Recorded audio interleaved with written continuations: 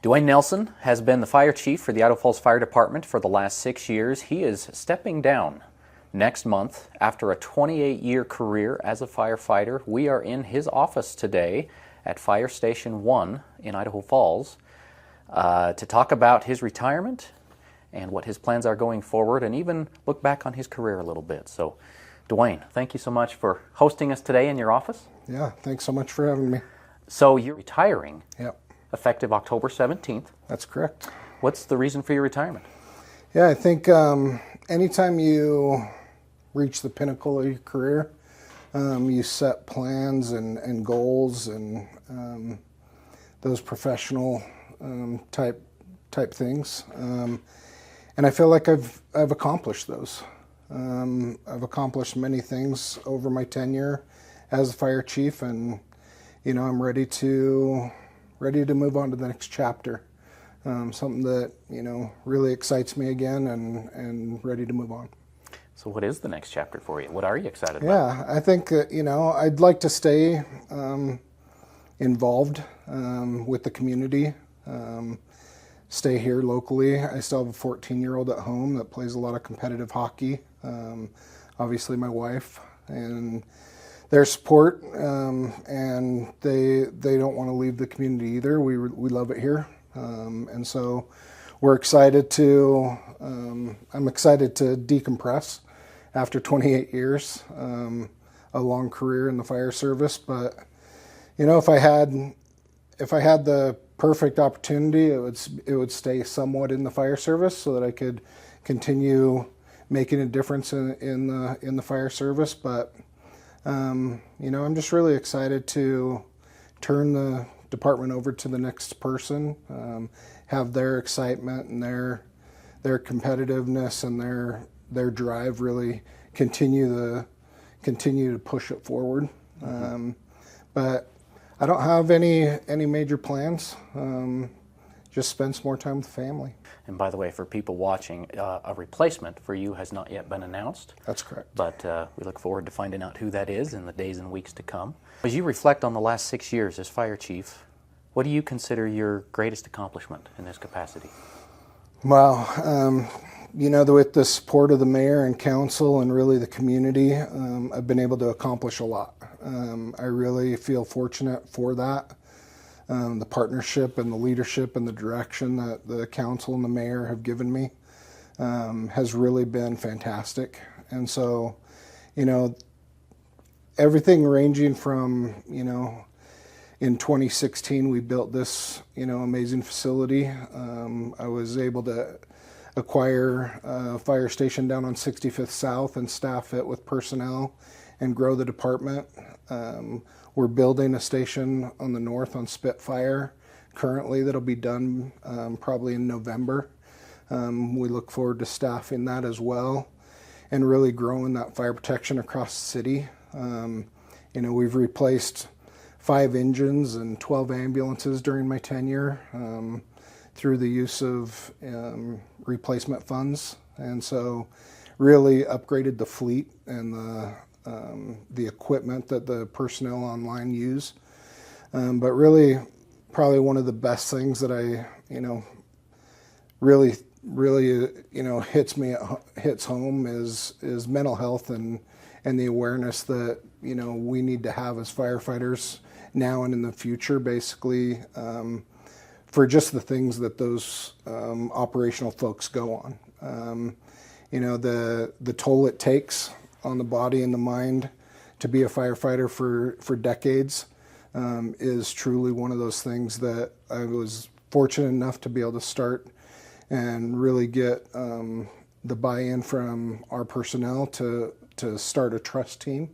It's a peer support group within the department that looks out for one another, that's able to work with counselors and chaplains to be able to really protect their mental health and make them aware of the situation.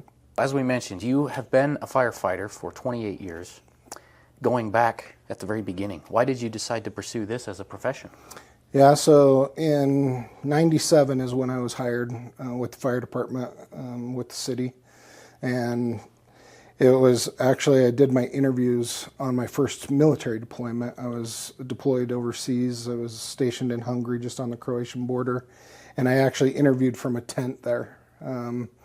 It was one of those things that had gotten to me from my time in the military as a firefighter in the military, that I really wanted to pursue a career on the public side.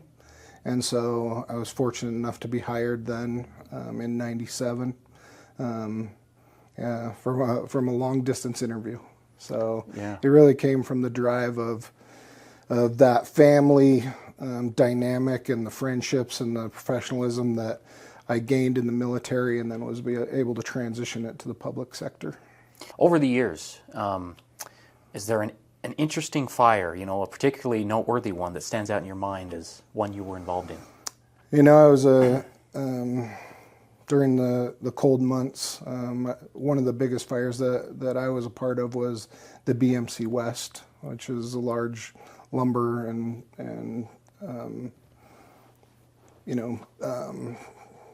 lumber yard and facility that was on North Yellowstone, just north Holmes.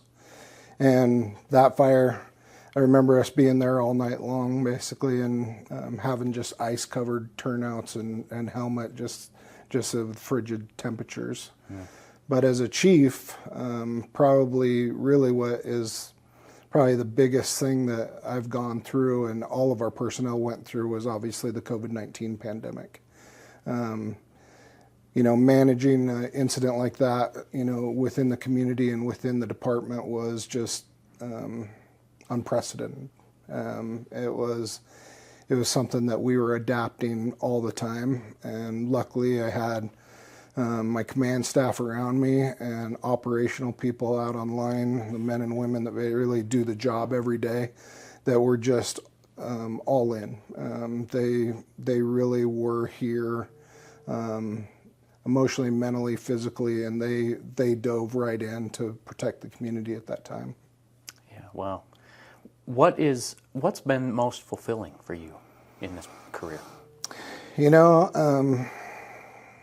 The most fulfilling thing probably is just the service to the community. Really the friendships and the partnerships that have been formed. I never felt like it was really a job. It was always just friendships, partnerships, and a bunch of people really working together to make the community safer, to really make it a community that we could be proud of and that people could visit and go through and also live in, that was as safe as possible. And that really, being able to be a part of the management team and be the fire chief for my tenure is really one of those things that is the most fulfilling, being able to position the department in a way that really will continue that safety aspect for the community long term. Mm-hmm.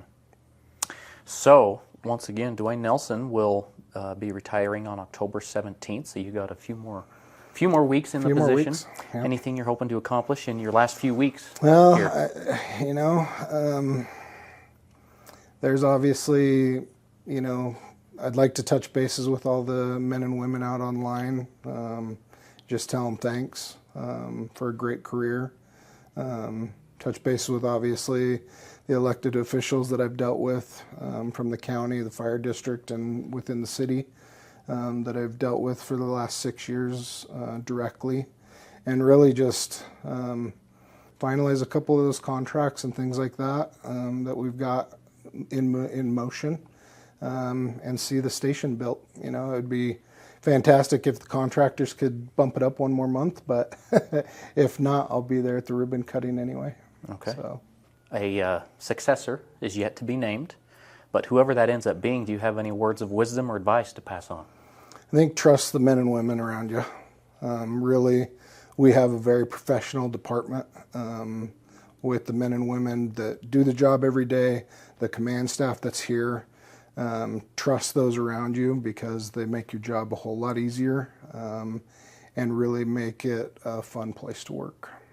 Okay. Well, Duane, thank you very much. Appreciate your time, and Thank best you. of luck with your future plans. Really appreciate it.